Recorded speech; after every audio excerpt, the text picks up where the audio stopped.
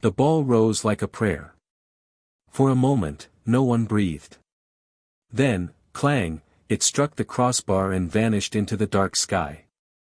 A heartbeat passed, then another, and the silence shattered into a roar. We had won. Against all odds. Against history. Sporting, once the footnote in football conversations, had conquered the Champions League that I didn't celebrate immediately.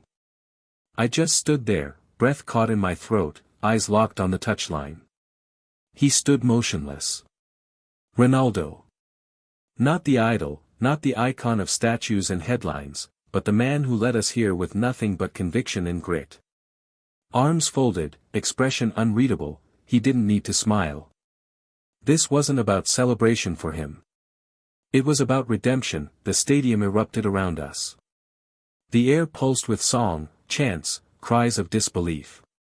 Our players sank to their knees, some in tears, others simply staring skyward as though trying to understand what they'd just done. For a club that hadn't seen glory in decades, this wasn't just a trophy. It was resurrection. And as I watched our captain lift the cup, I couldn't help but look back. Just 1 year earlier, Sporting was quiet. Too quiet. Empty stands, muted ambition. We had become a museum piece, something fans talked about in the past tense. A club with a history, yes, but no future. The kind of place that nurtured stars only to watch them shine elsewhere. Then, one morning in late July, the door to our training ground opened, and in walked the impossible, Cristiano Ronaldo. No entourage. No press conference. Just a man in a windbreaker with a duffel bag slung over his shoulder. We didn't believe it was real at first. Some of us thought it was a visit. A gesture. A farewell tour. But then he said 6 words that changed everything: I'm here to build a team. There was no grand speech. He didn't speak about titles or revenge. He spoke about identity. About pride. He looked each of us in the eye, from academy graduates to seasoned benchwarmers, and said, "You think you know this club? You don't. You think you've given your all. You haven't. You think this is your limit. It isn't." That first week was chaos. Fitness drills that left even our fittest gasping. Tactical sessions that stretched past midnight. We studied more film than a cinema projector. And he was there for all of it, first to arrive, last to leave. He demanded everything. And slowly, we gave it that he changed how we played. More importantly, he changed why we played. No longer were we just fighting for points. We were fighting for our place in something larger than ourselves. We started to believe that maybe, just maybe, we weren't forgotten. The season began with murmurs. A 1-0 win. A hard-fought draw. Then a string of victories. Then the disbelief. People started watching again. Opponents stopped underestimating us. Headlines began to change from ridicule to respect. And through it all, Ronaldo remained in the shadows, orchestrating, shaping, guiding. The Champions League campaign started as a whisper. We weren't supposed to get through the group stage. But we did. Barely. And then came the knockouts. Each opponent more formidable than the last. But each time, we found something. A goal. A clearance. A save. A moment. And in each of those moments, I saw his fingerprints. The night before the final, Lisbon didn't sleep. Neither did we. The hotel was hushed. Some players paced. Others prayed. I sat in the lounge, trying to calm my heartbeat. Then Ronaldo entered. He looked at us and said, "Tomorrow is a stage. But it doesn't belong to them. It belongs to those who dare to step on it without fear." That night, we didn't rest. But we didn't need to. We had something stronger than rest. We had belief, and now, under the floodlights, with confetti falling like rain and history etched into the scoreboard, I know the truth: we didn't just win the Champions League. We became the story no one thought could be written, and it all began with him. No one truly believed he would stay. Ronaldo. Not just a former player, but a monument, a myth. When he stepped into our modest training ground, it felt surreal. Some thought it was charity. Some thought it was punishment. None of us thought it was destiny. But he didn't act like a star. He moved through the dressing room like a man with unfinished business. No cameras, no quotes, just presence. From the first day, he stripped everything down. Not just tactics, but attitudes. He benched captains. He cut veterans. He pulled a 16-year-old from the academy and handed him a starting role. Not because of reputation, but because of fire. If you had it, you stayed. If you didn't, you left. No apologies. No explanations. His philosophy was brutal but pure: the shirt doesn't care who you were. Only who you are now. He changed the way we trained. Shorter sessions, but more intense. Drills with purpose. Passes that burned. Every mistake was a lesson. Every win, a test. But more than anything, he rewired our minds. We stopped asking, "Can we?" and started saying, "Watch us." His words were few but unforgettable. After one painful home defeat, he stood before us and said, "Every giant you face tomorrow is built from the same bones as you. Prove it." And we did. Slowly, painfully, unbelievably, we rose. One win became 3. Then 6. Then whispers of a miracle. We knocked out former champions, edged past giants who had never even heard our names. Each match was a war. Each goal, a rebellion. And Ronaldo, he never took the credit. He walked the tunnel last. Spoke last. Celebrated least, but we saw him. We saw the way he clenched his jaw when the anthem played. We saw the way he gripped his notes before every team talked like they carried the weight of a nation. He carried more than tactics, he carried belief. And he passed it into us without even raising his voice. Now, when people ask how Sporting reached the Champions League final, I don't tell them about statistics or formations. I tell them about a man who didn't just coach us. He rebuilt us from the inside out, and made us unbreakable. The night before the final, Lisbon held its breath. The city didn't sleep. Neither did we. The hotel was quiet, unnaturally so, as if the walls themselves were listening. Some players paced the halls. Others stared blankly at their phones. I sat in the lounge, heartbeat like a drum. And then he walked in. Ronaldo didn't say a word at first. Just stood, looking at each of us like he saw something we hadn't yet found in ourselves. Then, calm as stone, he said, "Pressure. Pressure is forgetting what this means. Pressure is wishing you could go back. Tomorrow, you don't play for history. You play because you've earned the right to." And then he walked out. That was it. But it was everything. Next day, the stadium swallowed us whole. Lights too bright. Chants too loud. Their fans outnumbered us 10-1. But we didn't flinch. We warmed up in silence. Not fear. Focus. The kind of silence that only comes before storms. Kickoff. 90 minutes. Extra time. Still no goals. They came at us in waves. Champions, titans, veterans of finals. And yet we held. We blocked, we ran, we bled. Not because we were better. Because we refused to be less. And when the whistle blew and penalties loomed, I looked at Ronaldo. He didn't gather us. He didn't lecture. He simply met our eyes one by one, nodding. As if to say, "You already know what to do." The shootout felt like eternity wrapped in seconds. Each goal a lifeline.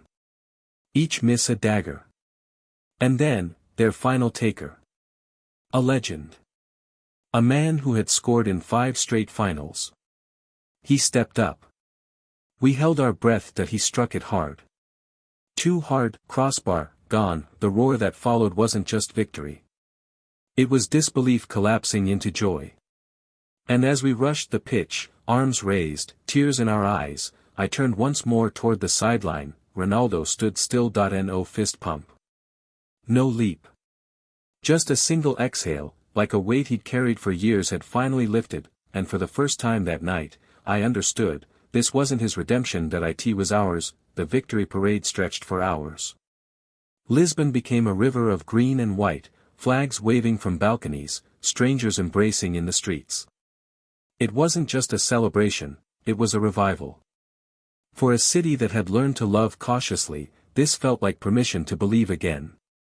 The open-top bus crawled through cheering crowds, but even amid the noise, something was missing. Ronaldo wasn't there. He hadn't disappeared. He'd simply chosen not to stand at the front.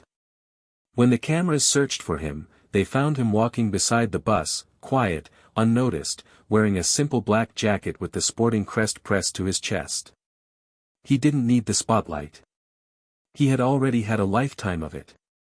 This was never about him. Later that week, I found him alone in the training ground.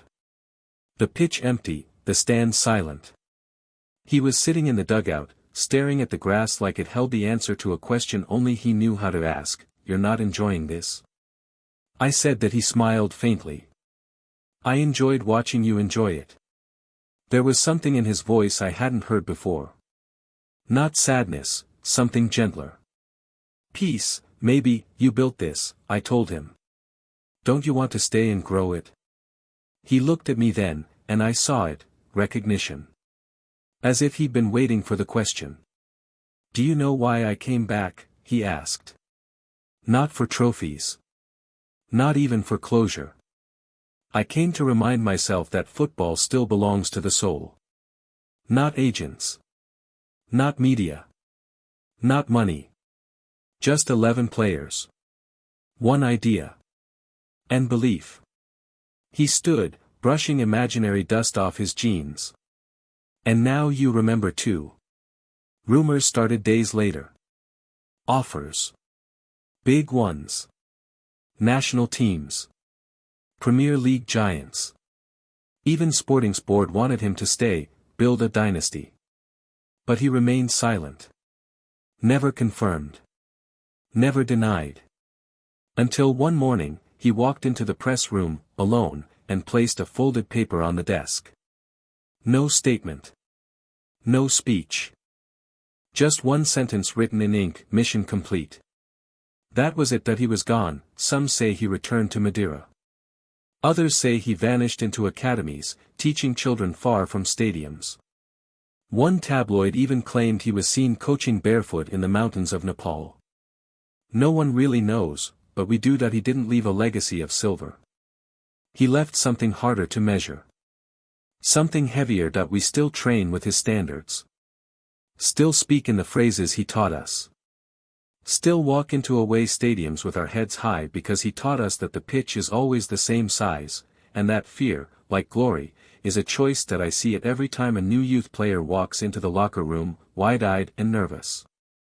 I tell them, let me tell you a story.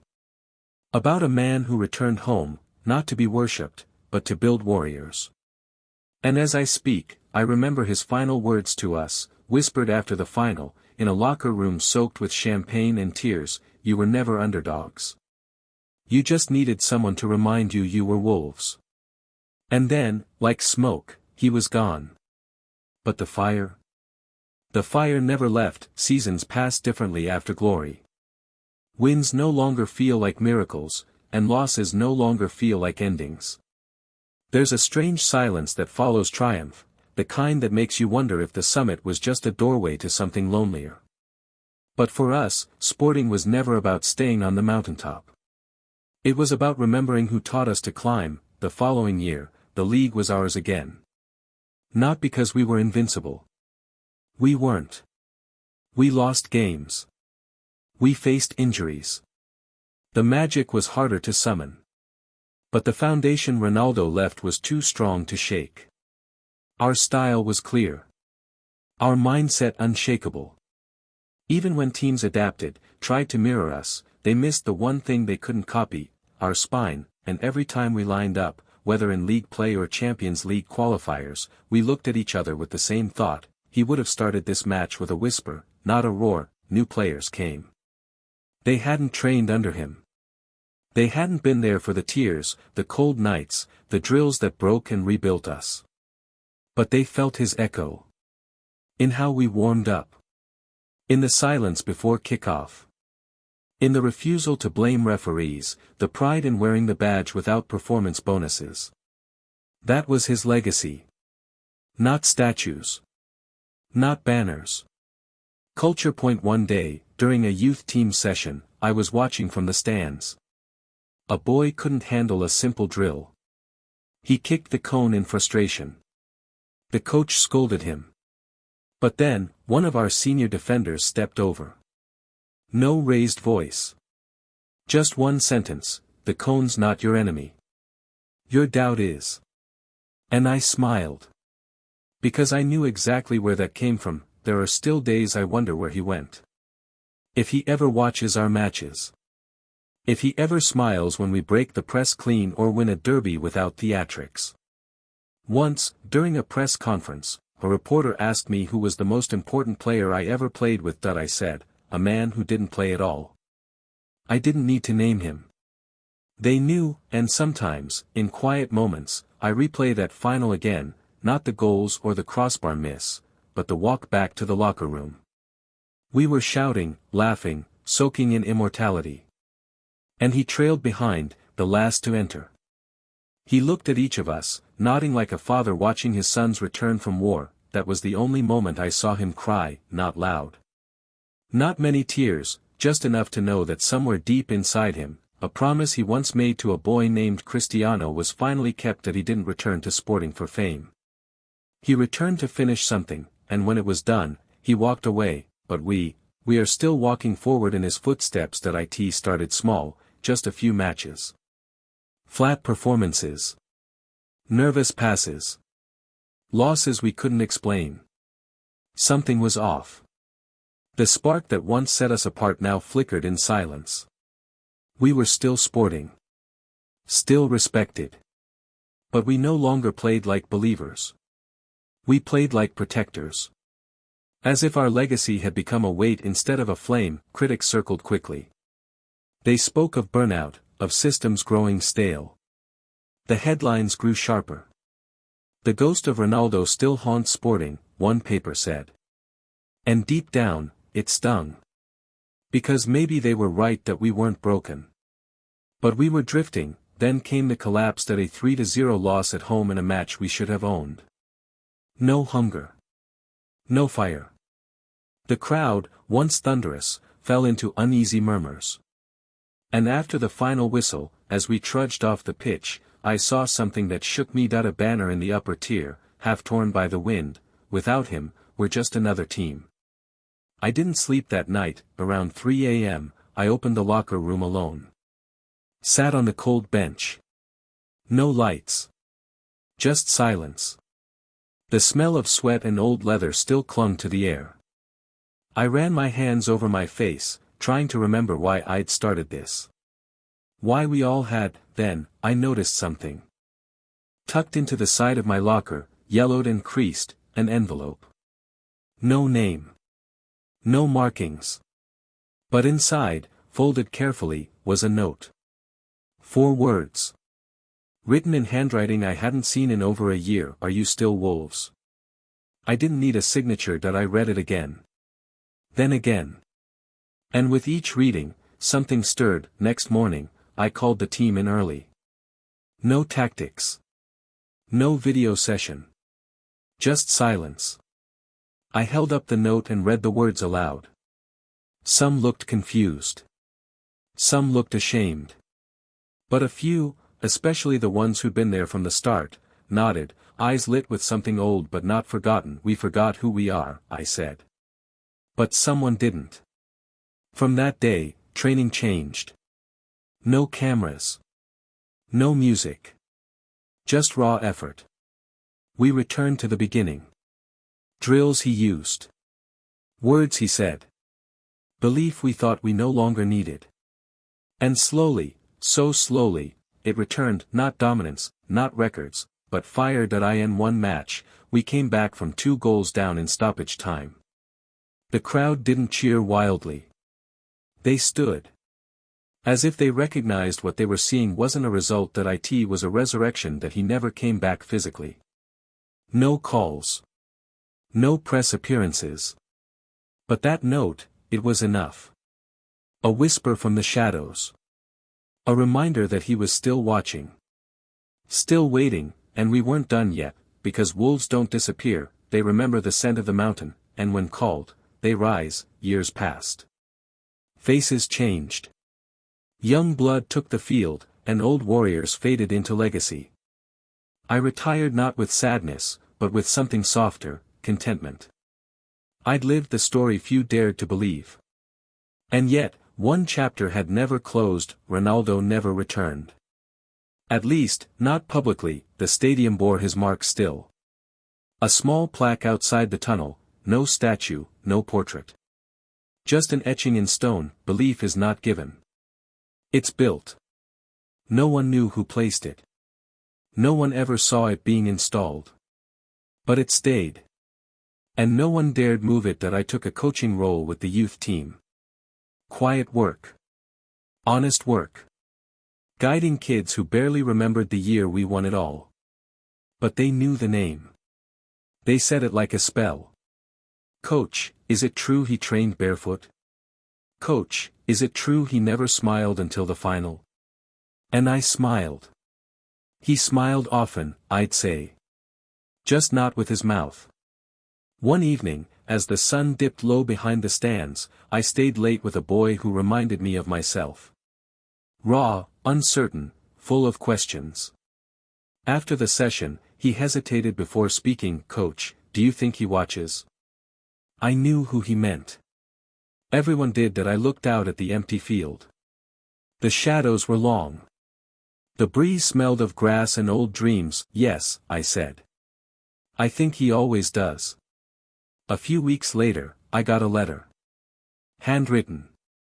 No return address. The handwriting, unmistakable. Just a single page. What you built matters more than what you won. You taught them to fight without fear. And that was always the goal. Thank you, for reminding me who I was, too. It ended with no signature. Just a final line, underlined once, pass it on. So I do, every day, not by quoting him.